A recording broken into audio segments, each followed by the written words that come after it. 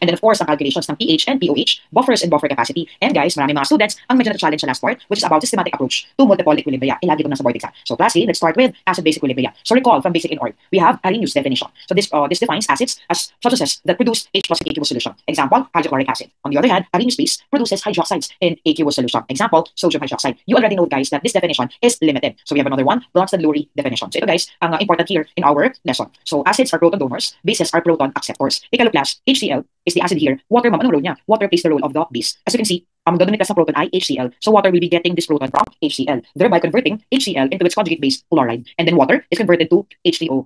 Okay, so you heard class ha, magka-pair sila. So ang tawag dito, conjugate. Okay, pag magka-pair. And take note, HCl, chloride, water, hydronium, they only differ by exactly one proton. So yun ang technique, okay, in Bronsted-Lowry definition. Here naman class, we have ammonia. So ammonia is a Bronsted-Lowry base. And here, acid naman class of water. So ma'am, ano pong mangyayari? As you can see guys, your ammonia will be getting one of the protons from water, converting ammonia into ammonium ion. So class, ammonia is the base, ammonium ion is the conjugate acid. As you can see, water is converted to hydroxide. Okay, so class, very clear ang proton transfer here in Bronsted-Lowry definition. Now, you're wondering, ma'am, meron bang special na term para kay water since pwede siyang maging acid or base? Yes. Recall, amphoteric, a substance that can act as either an acid or a base depending on the environment. Specifically, water can donate or accept proton, so we can call it amphiprotic, a specific type of amphoteric substance na pwedeng mag-donate or accept ng proton. O, diba? Familiar na kayo dyan? And the last there is Lewis. So Lewis bases, electron pair donor. So ammonia in this example is an electron pair donor, Lewis base. On the other hand, BF3 is the Lewis acid. Yung nag-accept naman ng electron pair. O, diba? So very quick na class itong lesson natin about definitions. We have to recall lang yung naalala nyo from basic in org. And then let's highlight Bronsted-Lowry definition. Ayan. So class, acid, proton donor, base, proton acceptor. At pag sinabi natin pair, conjugate acid, base pair, diba conjugate coming from the term conjugal. So mag-couple sila. Yes, magka-partner sila. Example a while ago, HCl and chloride. Ammonia, ammonium ion. They differ by exactly one proton. Okay, by exactly one proton lang guys. Okay, so that's it for our recall on definitions. Now, let's compare.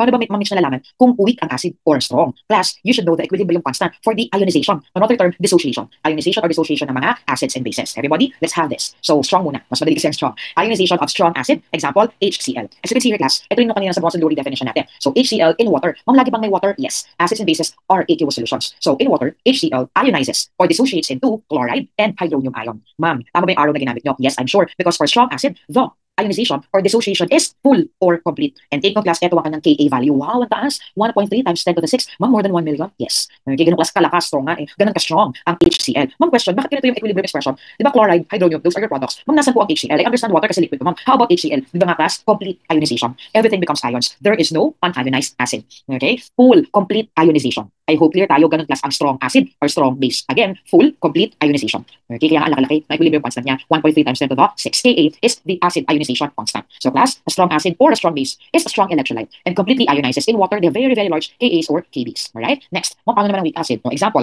hydrofluoric acid. It ionizes into fluoride and hydronium ion. But notice the arrow here, halaman, double-headed arrow. So class, ang Ka nito ay products over reactant. So there's actually a really significant amount of unionized acid or base, depende class kung ano yung substance natin that is left at equilibrium. So class, tingnan na lang sa table. Ang baba lang ng Ka ng weak acid, 6.6 times 10 to the negative 4. Ibig sabihin ma'am, hindi lahat nag-ionize. Exactly. Partial lang ang ionization. So that is the pattern ng weak acid or base. It is a weak electrolyte that only partially ionizes, kaya ang baba ng Ka or Kb. An equilibrium is established between the unionized species and its conjugate, meaning both reactants and products are present in solution. Diba class, ang layo-layo. Yung isa more than 1 million. Ito class, kapag ginawa ng decimal to, 0.0066. Ano ba yun? Hindi man lang umabot ng 1 exactly. Sobrang baba class, diba? Ganyan lang kaliit ang amount na nag-ionize in HF in comparison sa nag-ionize naman class sa hydrochloric acid. So mamit, kailangan po ba memorize ang mga Ka nila? Of course not. It's not practical to do that. But kailangan familiar kayo. Ano yung mga strong acids and bases? So everybody, focus on table 7. Perchloric acid, hydroiodic, hydrobromic, hydrochloric, sulfuric, chloric, and nitric acid. Your 7 strong acids. As you can see, all of the exponents are really big, positive. O, ito class yung figure na to. This is your strong acid. Upon ionization, upon dissociation, boom, lahat mako-convert into ions. Again, complete ionization. Paano naman ang bases? Guys, mga hydroxides ng group 1 at saka group 2. So yan, madali na tandaan. So here are your strong bases. And for sure class, familiar sa inyo ang sodium hydroxide. Dapat ginagamit ito before as a standard base. O see, ganun lang. So mga konti lang pala strong, all the rest po weak na? Yes. All the rest ay weak na. And take a look at our figure here. So there's really a significant amount pa class ng unionized acid or base. If it's weak, take a look at the exponents of their Kas and Kb. Negative. See? So these are weak acids and weak bases. So I hope class, alam nyo yung definition. And later on, when we move on to problems, itong concept about weak and strong acid, maalala niyo. It's not enough guys naman kabisado ko. Alam yung KAKB nila, but you have to translate that. Kailangan mag-transition yung alam nyo class sa concept going to problems. Okay? I hope magawa niyo yan ha. So now we move on to polyprotic acids. So class dito, multiple ang steps. Okay? Kasi 2 or more protons ang pwedeng i-donate. First, carbonic acid. So yung carbonic acid guys, ito ang first equilibrium or first step. So you have carbonic acid in water producing bicarb and hydronium. Mamit to carbonic acid at saka bicarb. Then ba yung conjugate acid base pair? Yes. Magka-partner sila. And the ionization for this equilibrium is 4.5 times 10 to the negative 7. And then for the second step, bicarb and carbonate naman class ang conjugate acid base pair. Okay? Ma'am, question. Pwede ba maging base pair? ang carbonic acid sa carbonate, hindi class. Okay, hindi sila nagdi-differ by one proton. Okay? So dapat directly related para maging conjugate acid-base pair. Related sila, but we cannot label them as a conjugate acid-base pair. Kailangan yung consecutive, yung adjacent na species, one proton away lang. And the second step here, ang kanyang ionization class ay 4.7 times 10 to the negative 11. So laging higher by Ka1, yes. Alright, so I hope we're clear. Next, phosphoric acid, tatlo class ang proton. So ito ang magka-partner. Phosphoric acid, dihydrogen phosphate, ito ang Ka1, and then you have dihydrogen phosphate and hydrogen phosphate or biphosphate. Take note, we can attach the prefix bi pag isa na class ang hydrogen. So tulad ito, biphosphate. Ito naman ay bicarbonate. Okay, so yan ang Ka2. And last step, ito class ang biphosphate and phosphate. Yan ang Ka3. Okay, so class, actually, kung kukunin nyo ang negative log ng mga Ka na to, you will get the pKa. Alright, so ayan, kaya class sa books, mas may mga books na gumagamit ng pKa kasi whole number. So kunwari, kunin nyo ang negative log ng 4.5 times 10 to the negative 7. Negative log ng 4.7 times to the negative 11. Di ba? Ito kasi mahabang isulat kasi naka-scientific notation. So do not be confused, do not be surprised kung pKa ang ibibigay. Let's say kailangan sa problem. It's just the negative log of your Ka values. Alright? I hope guys clear tayo sa polyprotic acid. So class, stepwise lang to. In fact, ito yung normal way on how to write them. Ito ang horizontal. Ma'am, bakit may vertical ba? Yes. You can make an arrow or ladder diagram wherein we place the species na nasa bottom na pinaka-acidic. O ma'am, sino ba pinaka-acidic dito? Siyempre, yung pinaka-protonated. Okay, you place that at the bottom. As you go up your ladder, syempre may mga steps, no? So as you go up your ladder, nagiging basic. So nagkakaroon class ng removal ng proton. So carbonic acid, bicarb, on top of it, carbonate. For phosphoric acid, on top of it, dihydrogen phosphate, biphosphate, on top of it, phosphate. Okay, so yung class, pwedeng vertical, pwedeng horizontal. Okay, so yung class ang multi-step for polyprotic acids. So now, ayun no, ang exciting part, magka-calculate. Pero class, bago tayo pumunta sa pH calculations, let's first recall, may water nga pala, ma'am, diba? Yes, water is amphiprotic. It can act as both a proton donor and acceptor, though only to a small extent. It undergoes a process na tinatawag na auto-ionization or self-ionization. As you can see here, two molecules of water reacting with one another will form hydronium ion and hydroxide ion. Mambalance ba to? Yes. So equal class ang amount ng hydronium and hydroxide that is produced from the auto-ionization of water. And class, pag kinuha ninyo ang amount ng hydronium and hydroxide concentration, kailangan nyo syempre ng Kw, the ion product constant of water, which is 1 times 10 to the negative 14 at room temperature. So ma'am, pwede bang let x to? Yes, pwede. So ma'am, dalawa na yan. So x squared, exactly. X squared, well, equal naman, ang hydronium and hydroxide class balance to is equal to 1 times 10 to the negative 14. Hala ma'am, is square root lang yun, no? To get x, yes. Therefore, x is equal to 1 times 10 to the negative 7 molar. So class, at room temperature, ang concentration ng hydronium and hydroxide ay parehong 1 times 10 to the negative 7 molar. Pag kinuha nyo ang negative log ng hydronium, that's pH, 7. Negative log ng hydroxide, that's POH, also equal to 7. Kaya class, neutral. Ang mga neutral substances tulad na ng pure water ay 7 ang POH. Alright? So, hydronium concentration vary greatly between different solutions. Siyempre, water like example kanina. To express the acidity of aqueous solutions more conveniently, ginagamit kasi natin ang pH scale. Mas madaling maunawaan pag pH scale, di ba? As compared sa hydronium concentration. So, kumari, ma'am, itong solution ko naglalaro ko siya 1.65 times 10 to the negative 4 molar. Di ba? Ang hirap. Pero pag ginamang pH yun, mas madali ka maunawaan, mas meaningful yung data. The pH of a solution is defined as the base negative logarithm, negative log of hydronium ion concentration. Okay? So, class, here are the expressions. You already know pH. POH, KW, yes, huwag kalimutan na. And pag kinuha nyo class na negative log ng both sides, ito. So for T is equal to pH plus POH. Ito pa class, KW. Kung bakit related sila? Class, remember, meron tayong conjugate acid base pair. Alright, so Ka times Kb is equal to KW. And of course, the negative log of this, ayan, PKW is equal to pKa plus pKb. Class, very important, very, very essential. Yung mga expressions na yan, they will come in handy sa mga problem solving, I promise. Okay, so let's take a look at the pH scale. So chemical board exam, important na alam niyo ang mga regular or common na mga acidic substances. So we have here water, A7, your neutral, milk, coffee, wine, vinegar, lemon, stomach, HCl. Papunta tayo sa ano ha, sa acidic na pH. Pababa ang pH from 7. O konting akit naman sa 7. So you have here, ang blood natin guys, physiological na pH ay around 7.2.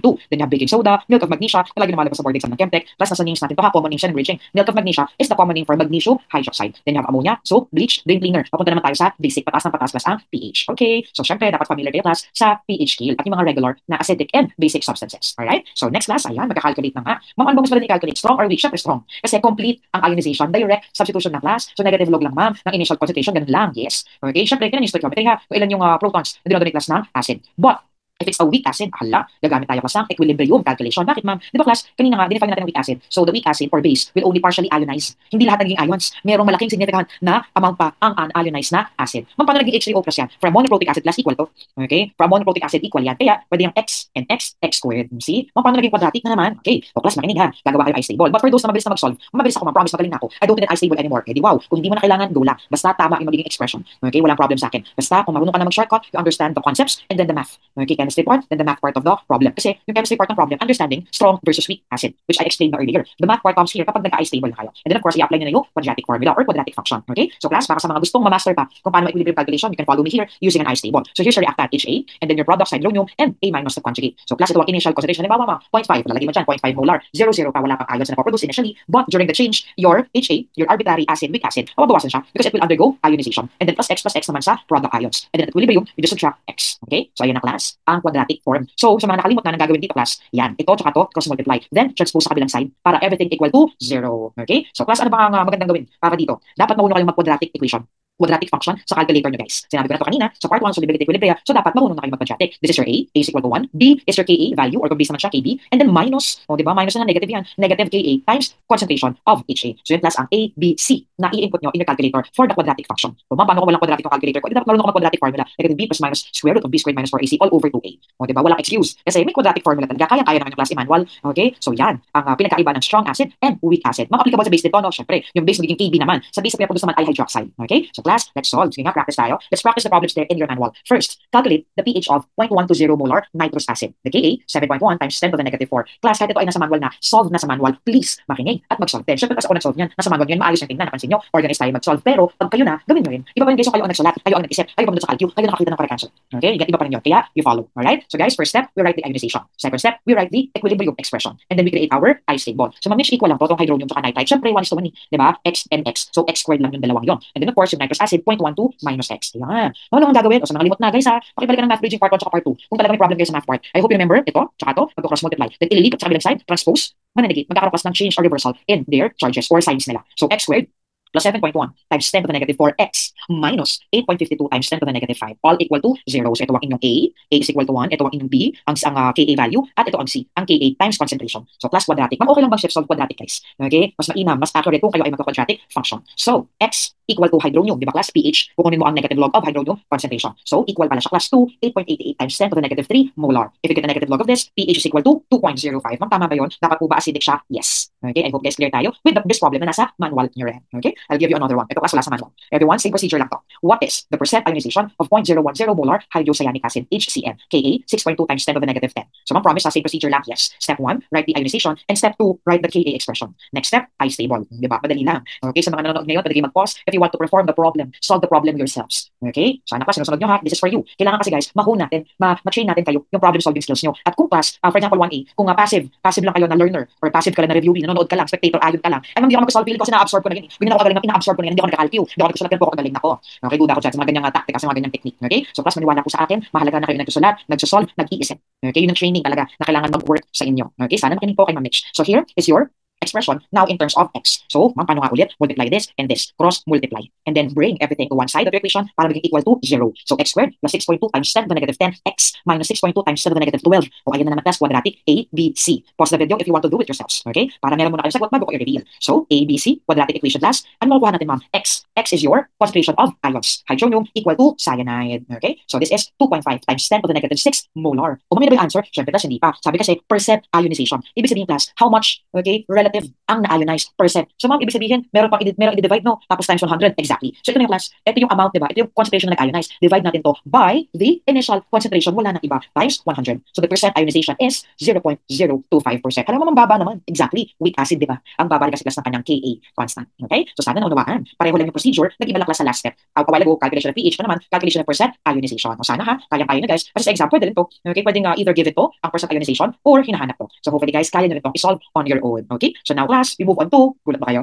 Okay, so ang ating next topic class, buffering. Kala nyo ba, nag-loading tayo? Hindi. It's part of the slides. Okay, para may konting flavor naman. So ma'am, yung buffering na term, may kinalaman ba somehow sa buffer sa chemistry? Well, buffering is loading, di ba? Mabagal. In chemistry, when you say buffers, these are solutions that resist drastic changes in pH. So, medyo may connection naman, guys. Okay? So, here are examples of buffers that we can use in the lab. Acetate, bicarbonate, phosphate. So, ito class, for ito sa body natin, itong carbonate and phosphate buffer. Then we also have your trace and ammonia buffer. So, class, buffers are solutions that are composed of weak acid or base and ang kanilang conjugate. So, ipapaliwanag ba ma'am kung paano sila nakapag-resist ng changes in pH? Of course, papaliwanag natin. But do not forget, the math involved here is the Henderson-Hasselbalch equation. pH is equal to pKa plus log base over acid. So, ma'am, ratio ng base over acid. Ano ba class? Ang mga buffers, they have their maximum buffer capacity if equimolar, same amount ang base and acid. So mga kapag naging same yan, edi magka-cancel 1. Ano bang log of 1? 0, diba? So, nagiging equal, nag-approximate ang pH and pKa kapag equimolar ang amounts guys ng acid and base. And take note, yan, dyan excellent ang buffer, maximum ang kanyang buffer capacity. Buffer capacity refers to the amount of acid or base a buffer can utilize before the pH changes significantly. Malakas ang kapangyarihan ng buffer kapag equimolar ang amount ng acid and base nito. So pH approximates your pKa. Alright? So class, meron tayong figure sa manual. Paano nga ba ma'am? Paano ba nakakapag-counteract ng acids or bases ang mga buffer? O, take a look. We have here an example. Weak acid, HF, ang kanyang conjugate, F-. So yung nga mag-add nga tayo ng konting acid. O take a look here at the right side. Mag-add tayo ng konting acid, ang mag-counteract dyan, yung base ng buffer, which is fluoride. So fluoride reacting with H3O+, will produce more HF. Na-notice nyo? O, di ba? Kung mataas konti. And then for your fluoride, bakit siya nabawasan konti? Nag-react, di ba? So kaya, ayan. So yung ratio, medyo magkakaroon plus ng konting difference. Okay? On the other side, if we will add hydroxide, ang mag-react naman syempre, yung acid, kaya siya nabawasan. Pero because of the reaction of hydrofluoric acid with base, nadagdagan pa class ang fluoride. Okay? So yan. Kaya pala ma'am, nag-resist ng drastic changes in pH kasi pala may nagka-counteract exactly. And when you compute for the pH of your buffer, it's always the ratio pKa plus log base over acid. Ratio nga yung kinukuha. So hindi siya masyadong malayo. Okay? Maliit lang na pagbabago. Yun class ng reason kung bakit ito ang properties ng mga buffers. Okay? Sana clear. So everybody, refer to your manual. Let's solve the problem there. Consider the buffer solution that is 0.02 molar in ammonia given ang Kb and 0.03 molar in ammonium chloride. Calculate the buffer's initial pH and pH after adding 1 ml of 0.1 molar sodium hydroxide to 0.1 liter of the buffer solution. Okay, ayan class ha. Yung iba kinakabahan pero madali lang to. So mga initial pH mo muna yan. Yes, initial pH muna class. So kunin nyo muna ang Ka o mag-calculator tayo ha. So tandaan class, Ka times Kb is equal to Kw. So Kw 1 times 10 to the negative 14 divided by the Kb here 1.8 times 10 to the negative 5. O ano nakikita sa calculator ninyo? Ka is equal to 5.56 times 10 to the negative 10. Ma'am ano yun? Yun ang Ka ng ammonium. Then you get the negative log of this. And you will have 9.255. So yun class ang pKa.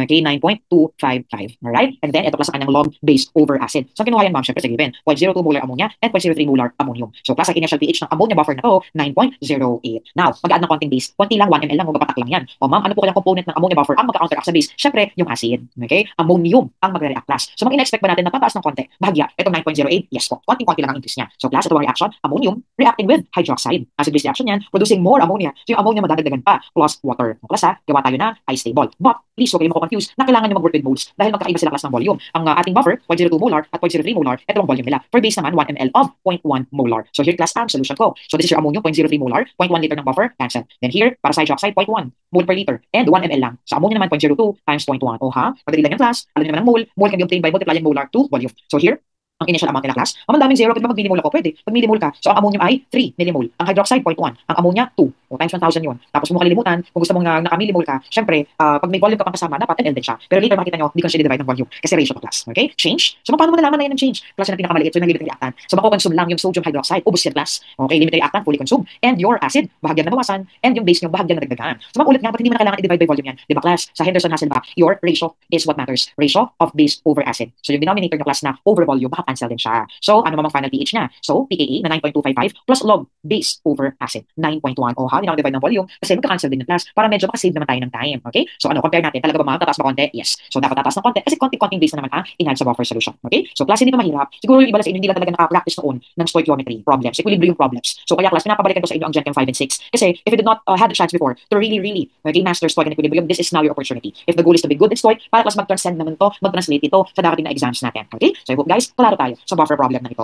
Okay? Alam mo, may Mitch slide, no? Tapos na ba? Siyempre hindi pa. Half pa lang ang napag-usapan natin. So, meron tayong strong, weak, at saka buffer. At syempre, klase itong mga expressions ng pH, ng KKBW, pH, and POH. Okay? I hope handa kayo for the systematic approach. Determining equilibrium composition of a system involving multiple equilibria can be more complex. To effectively analyze and solve such problems, a systematic approach is essential. Ito na nga. Step 1. Plus, ginagawa na natin to. Kanina sa problems, sa pH at sa ionization, ginawa natin to. So, normal lang yung step 1. Write the equilibrium and ang expression. Number 2.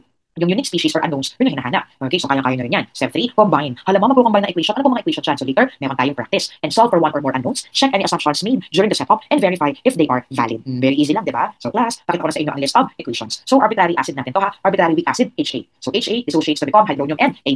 Class, ang equilibrium constant expression ay, alam nyo na, Ka is equal to hydronium times A- over HA. Ano na itong mass balance equation? Class, you recall from Gen Chem, law of conservation of mass. So here, kapag meron kang particular na acid, base or salt, you have to look for the concentration and equate that. Ano bang species ang present?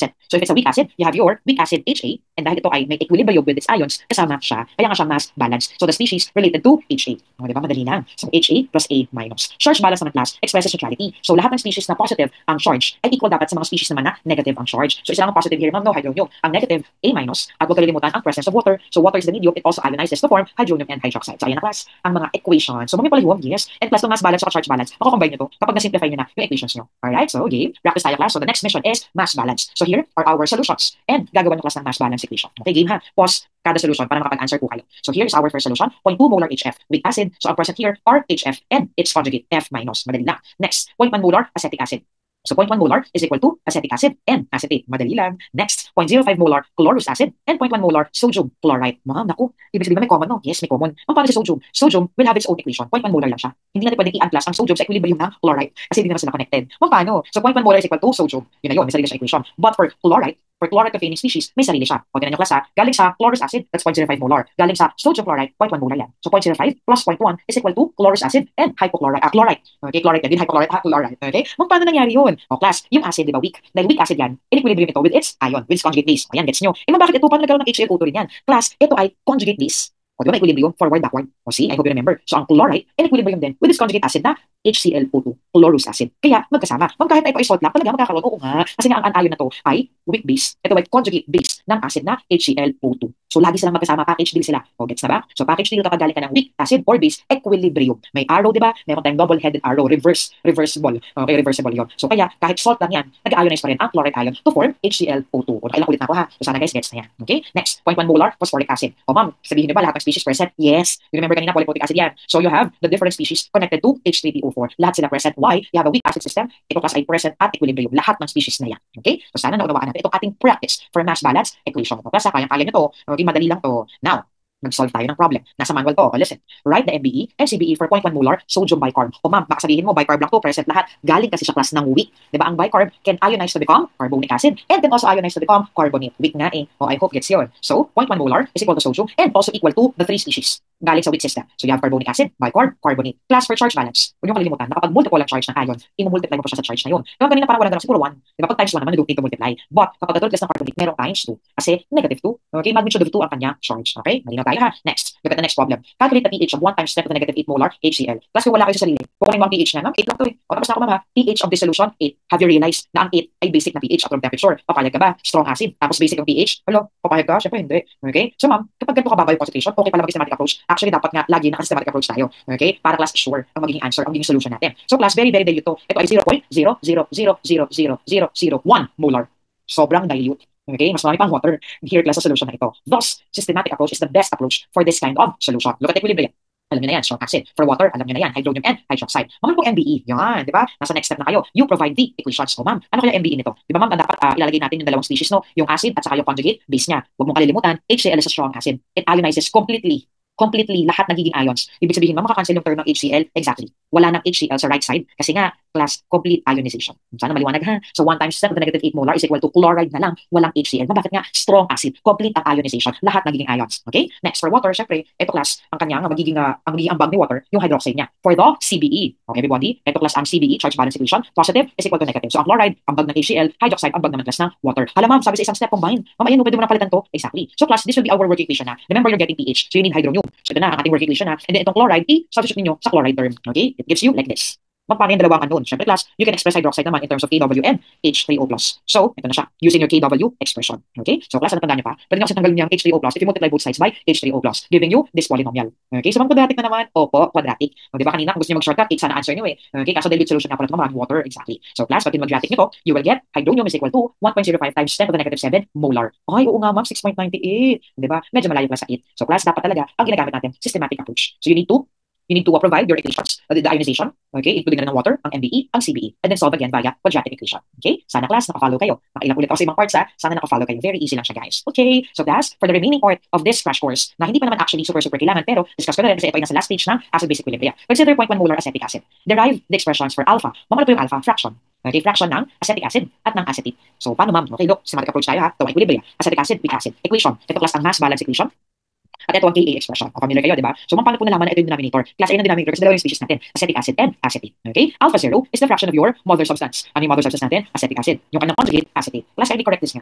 Okay? Napagbalita ko ata pagka-type na sa page 9. So, everybody, alpha 0 muna, pang acetic acid yan. Alpha 1 naman ay pang acetate. So, kailan mo gagamit ang mga to? Actually, yung mga specific problems lang kung kailan ito nagagamit. So, for now, introduction na. Hindi pa natin siya gagamitin right away. Okay? So, class, for simplicity, gawin na natin HA, ang haba kasi ng acetic acid. And then Ka expression. Ano ginawa niyo, ma'am? Ginawa ko lang class, in-isolate ko yung HA on one side. So, in-equate ko siya. Kung ano yung terms, ano yung remaining terms in the Ka expression. Same with A minus. Isolate on one side, express. Okay, ano yung mga remaining terms in the Ka expression. So alpha 0, di ba kasi alpha 0, ito yung acid over total, conjugate base over total for alpha 1. So ma'am, ano lang to, pinrocess lang siya, yes. Siyempre, libat ko ng iba kung paano nag-work ang fraction. O bakit bigla nag-multiply, di ba class? Ang fraction total very complex ang fraction dito. Instead of dividing, na nahihirapan ka, you multiply with the reciprocal. O di ba, na-simplify pa natin. So ito pala yun ma'am, ito yung alpha or alpha 0 and alpha 1 mga fractions in terms of hydronium and Ka. Class simple pa to kasi acetic acid lang to.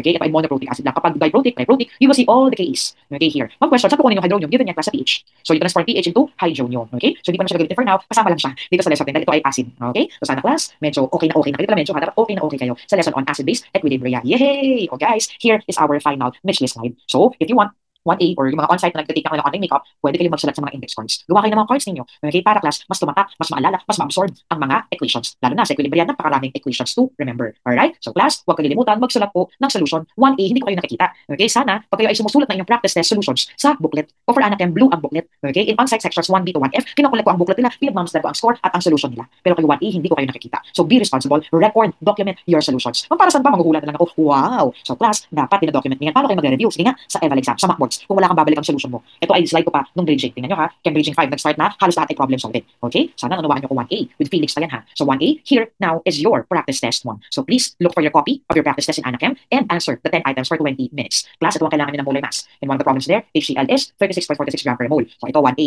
Baka sabihin nyo, ma'am, weak lang ako sa problem solving. O kung weakness mo ang problem solving, dapat mag-improve ka. And wag na wag yung class kalilimutan na hindi lang problem solving na nasa board exam, marami ring concepts. So here in the review, we try to strike a balance between concept questions and problems. Okay, yung iba makikipag-argue sa problem ng daw mahina, pati concept kaya. Hindi naman kayo makakapag-work ng problem kung hindi na unawaan yung concept, guys. So may isang number dito, concept na problem pa. So, di ba? So 1A, please answer your practice test 1 on your blue analytical chem PT booklet. Okay, galingan nyo 1A and make sure to attend our discussions. Mapapasok ko yung half-life ninyo 1A. Gusto nyo na lang nag-aantay, nag-binge watch na lang ng recording. Please guys, umattend kayo. If you are not attending Zoom classes, consider yourselves absent. Tapos kita times 2 ninyo, times 1.5 ninyo ang discussion. Class 1A. Umaasa ko na kayo magbabago pa. Na kayo ay lagi mag-attend ng live discussions. Alright?